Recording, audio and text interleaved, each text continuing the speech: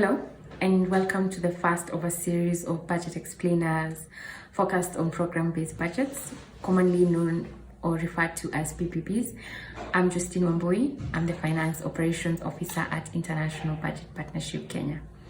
As you've been engaging with budgets, public budgets here in Kenya, you've probably come across the word or the phrase program-based budgets in your line of work, and also even during public participation, and you've been wondering what is program-based budgets.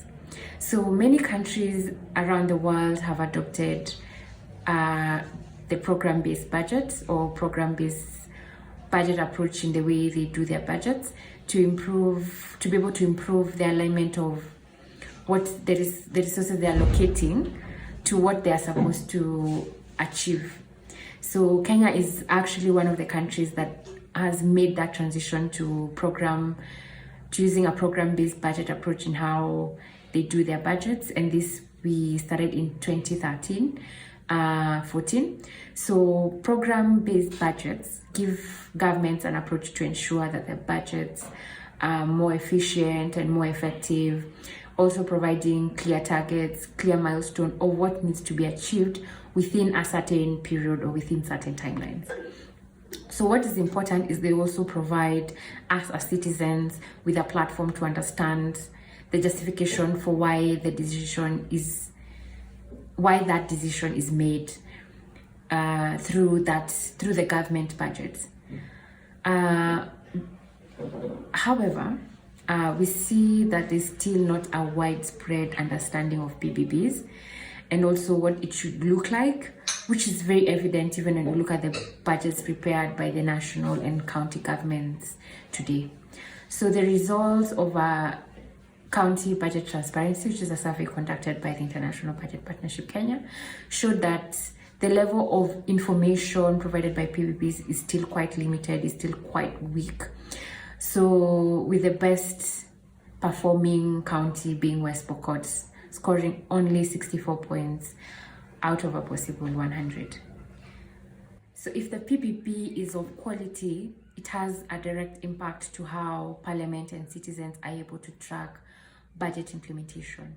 So even when there's a clear outlay of what programs the government is implementing through the budget, and also when what milestones which will show the progress, then oversight becomes easier. So in this short clip, I will walk you through some components that any good program-based budget should contain, and hopefully this will help us all improve PPPs prepared at the national and county level.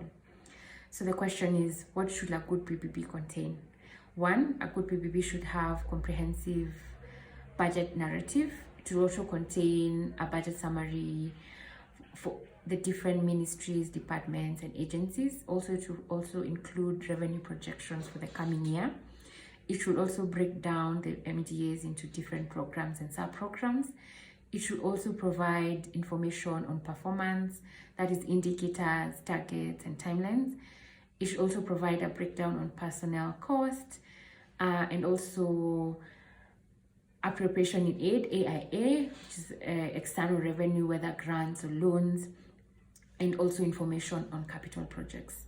First, a good program-based budget should have a budget narrative detailing what each ministry, each department, and each agency has achieved in the past 2 or 3 years against what they had set to achieve in those years.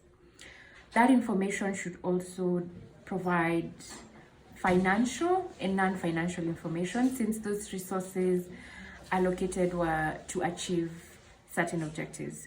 So this, unlike line item budgets, the value of program-based budgets is actually to provide a link between inputs such as, for example, construction of a health facility, to outputs such as the number of children who will be vaccinated.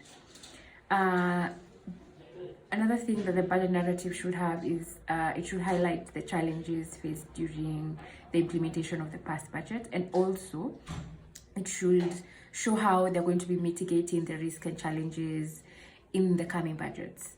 Another component that the budget narrative should have is that it should provide details of what the priorities or the department will pursue in the coming year, and how then that informs the resources being allocated with very clear justifications for those allocations. So for example, when looking at the Ministry of Health, one of the key priorities can be universal health coverage. Then the narrative itself will indicate that and also explain why that is a priority. So essentially, a good narrative should help us as citizens and also legislators see why the government is allocating a large share of the budget to certain strategic priorities.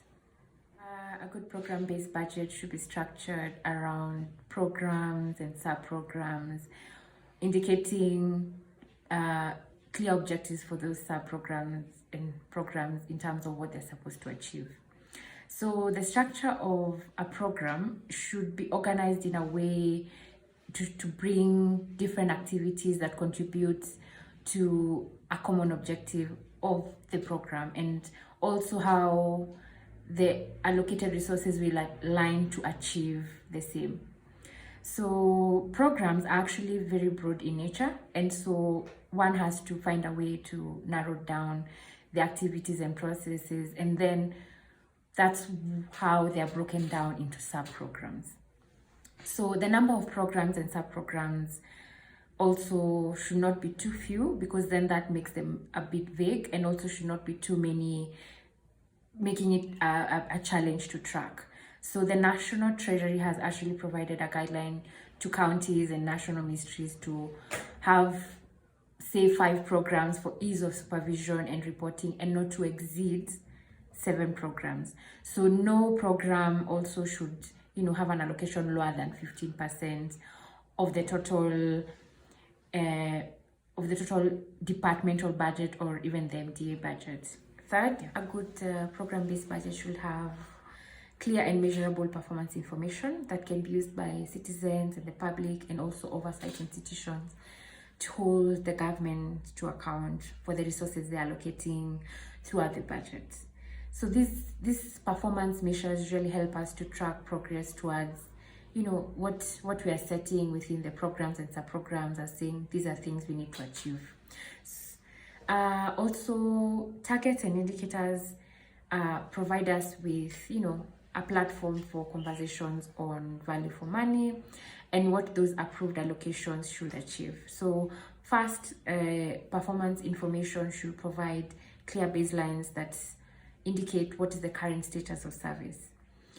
Also, when you have clear baseline, it helps you evaluate, for example, whether the targets you're setting are realistic or whether they are achievable. So within the national and county PBBs, the national and county governments should ensure that the targets and indicators that they're setting can be measured reasonably well within the life of the budget. So for a good PBB, it should also be supported by a monitoring and evaluation structure that helps the county and the national governments to kind of define what are the targets and indicators we want to set, and also collect information necessary to report against those targets and indicators on a regular basis. So a good example is the South African program-based budget, which provides comprehensive performance information on indicators by program, and also they provide the related priorities. And what you'll also notice is they also provided targets achieved in the past 3 years, and what they aim to achieve in the current year, and also what they're projecting to achieve in the 3 outer years. Lastly, a good program-based budget should have information on capital projects, which are inputs that actually contribute to the program objective, or the sub-program objective, or just the departmental objective, and also service delivery goals of the programs and sub-programs. So the county governments, in their budgets, they've been providing this information on projects within their county PBBs, while the national government, the National Treasury, has actually provide an additional document, which is in the format of a line item budget, showing information on capital projects. So whatever format that information is presented in, the information should actually give enough or comprehensive information for you to know what the project name is, where is the project located, what is the state of the project, is it ongoing, is it complete, and also how much the project has been allocated for that financial year. So to conclude this, program-based budgets or the program-based formats of budgeting is one of the best ways or one of the best practice budgets for government to show value for monies allocated across ministries, departments, and agencies. So it is important that PBBs are presented to the legislature, to the public, with information that's comprehensive, and also information that gives a clear picture of what government budget decisions are and what the intended benefits are. This short guide or this short video can be used by civil society organizations to hold governments to account, and also to ensure that they're constantly improving their quality of PBBs. Also, government officials can actually use this video if they would like to improve on the documents they prepare and present to the public. And so the guide will be provided public on our IBP Kenya website for everyone's reference. Thank you very much.